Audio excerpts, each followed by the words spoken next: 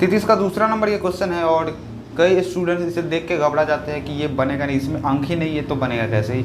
ये अल्फ़ाबेटिकल है तो फिर भी बनेगा, मैं आपको दिखाऊंगा बना के और आप भी मेरे साथ बनाओगे और काफ़ी ज़्यादा मज़ा आएगा। तो चलिए फटाफट से स्टार्ट करते, देखते हैं क्या है। एक ध्वजदंड एक मीनार पर खड़ा है, मीनार के आधार से d दूरी पर ध्वजदंड के शिखर एवं मीनार के उन्नयन कोण क्रमशः बीटा और अल्फ़ा है। इसको हम बोल सकते हैं बीटा और अल्फ़ा है। सिद्ध कीजिए कि ध्वजदंड की ऊंचाई d into tan b minus tan alpha है।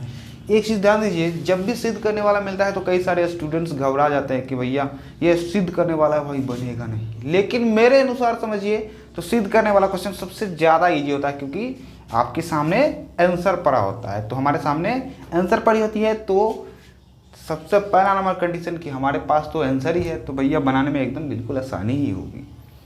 तो हमें डरना नहीं है, सबसे इजी क्वेश्चन होता है सिद्ध करने वाला। क्या बोला है, ध्वजदंड मीनार के ऊपर खड़ा है। तो यहाँ से आप क्या कीजिए, ये बना लीजिए, क्या है ये हो गया BC आपका हो गया ध्वजदंड, नहीं मीनार नीचे रहता है, ये कंडीशन कन्फ्यूजन हमेशा होता ही रहता है। तो ये मीनार हो चुकी है, उसके बाद देख सकते हो। और ये लाइटिंग थोड़ी सी यार क्या प्रॉब्लम हो रही है, तो आप थोड़ी सी दिक्कत कर सकते हैं, हो सकता है कि लाइट भी थोड़ी सी दिक्कत करे। अब ये मीनार है और ये क्या है बेचारा, इसके ऊपर में ध्वजदंड है। तो यहाँ पे आप लिख सकते हो ध्वजदंड। फिर क्या करना है, मीनार के आधार से d मीटर दूरी पर, यहाँ का आधार जो है d मीटर दूरी पर, ABCD और आधार का दूरी कितना है d मीटर, और ध्वजदंड के शिखर एवं मीनार के उन्नयन कोण क्रमशः, ये तो आपको करना ही होगा इस तरह से, इस तरह से, इस तरह से। तो क्या बोला है, ध्वजदंड के शिखर का कोण क्या है बीटा और मीनार के उन्नयन कोण क्या है अल्फा। तो नीचे वाला यहाँ पे हमें मिल रहा है अल्फा और ऊपर वाला मिल रहा है बीटा। आप यहाँ पे समझ सकते हो यार, समझो। देखो यहाँ पे क्या बोला है, ध्वजदंड के शिखर, ध्वजदंड के शिखर से बीटा बन रहा है। पहले ध्वजदंड का शिखर है तो पहले वाला ध्वजदंड के शिखर में ही जाएगा, ध्वजदंड का शिखर ऊपर है तो बीटा। उसके बाद क्या वाला, मीनार के उन्नयन कोण दूसरा का है तो दूसरा वाला आएगा अल्फा। फिर वाला सिद्ध कीजिए कि ध्वजदंड की ऊंचाई d into tan beta minus tan alpha है। अरे यार जो कुछ भी करना है, जैसे भी करना है करते रहिए, बनेगा एकदम बिल्कुल इजीली। केवल जो जो कहे फॉर्मा तैयार करते जाइए, आपका आंसर स्वयं खुद से चला जाएगा। बस हमेशा की तरह वही ट्रिक यूज करना है।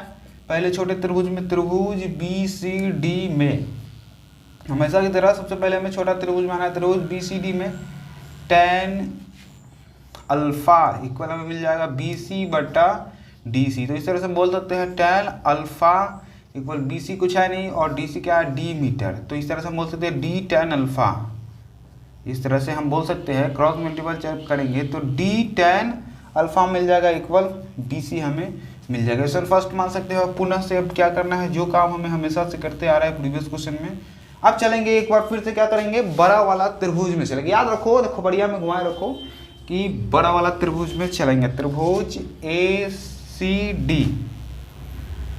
क्या चलेंगे हम ACD में चलेंगे। त्रिभुज ACD में इस तरह से हमें क्या करना है, tan बीटा इक्वल क्या मिलेगा हमें AC बट्टा DC। आप खुद से देख सकते हो, आप खुद समझदार हो या समझदार नहीं हो यार तो प्रीवियस वीडियो निकालिए और देखिए कि किस तरह से tan लगता है, यूज क्या क्या यूज होता है, कहाँ पे tan अगर लेते हैं तो सामने वाला पूरा P हो जाएगा, नीचे वाला B हो जाएगा। तो AB plus BC upon DC, यहाँ से देखते tan बीटा, तो आप क्रॉस मल्टीपल करेंगे ना, तो भैया यहाँ पे आप देखिए tan बीटा इक्वल हमें मिल जाएगा कितना, AB plus BC upon DC कितना है d मीटर। तो देखते हैं कि जगह आपको दिखाई दे रही है या नहीं,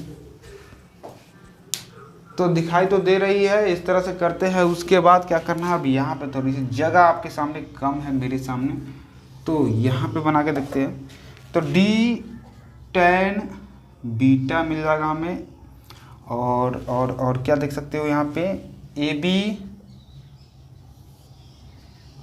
प्लस BC हमें यहाँ पे मिल रही है। तो देखना है d tan बीटा, और एक चीज़ और देखिए, यहाँ पे BC का वैल्यू क्या है d tan अल्फा। तो BC की जगह पे क्या बैठा देंगे AB प्लस BC, तो BC का वैल्यू है d tan अल्फा, यहाँ पे BC की जगह पे बैठा दिया। अब हमें चाहिए क्या, ध्वज दंड की ऊंचाई, तो ये भी मिल चुका है हमें।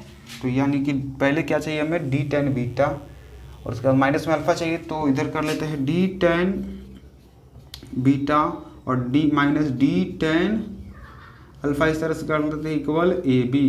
तो ए बी इक्वल क्या करेंगे, इन दोनों से क्या कॉमन होगा, डी कॉमन होगा, D into tan beta minus tan alpha. तो इस तरह से आप बोल सकते हो कि ये हमारे पास क्या है, ध्वज दंड की ऊंचाई है। ये क्या है हमारा ध्वज दंड।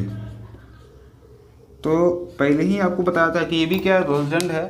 तो D tan beta minus D tan alpha into में कर दीजिए, डी कॉमन ले लीजिए। तो इस तरह से आप बिल्कुल इजीली आंसर मंगा सकते हो। खोपड़िया में घुमाइए, नवरत्न तेल लगाइए और बनाते रहिए, क्योंकि दिमाग आपका ठंडा रहेगा। तो मैं पहले ही बोला कि जब भी सिद्ध करने वाला मिले एकदम इजी क्वेश्चन होता है, उससे ज़्यादा इजी कोई क्वेश्चन ही नहीं है। हर एक स्टूडेंट को ये समझना चाहिए कि भैया मेरे सामने तो आंसर पड़ा हुआ है यार, मेरे सामने आंसर पड़ा हुआ है, आंसर का कोई कमी ही नहीं है, आंसर आ गया मेरे सामने तो खुद ब खुद बन जाएगा। और वैल्यू निकालने वाला में उसमें तो आंसर पता ही नहीं रहता है, बना तो गलती है, ऐसा ही मुझे खुद नहीं पता रहता है या आपको भी पता नहीं रहता है। और जो आपके सामने मिला हुआ है सिद्ध करने वाला, उसमें तो आंसर ही सामने है, तो कहाँ से गलती होने का सवाल ही नहीं। घुमा फिरा के क्या लाना है हमारे पास, आंसर तो है ही, उसे ही लाना है। तो इससे ईजी कोई हो ही नहीं सकता।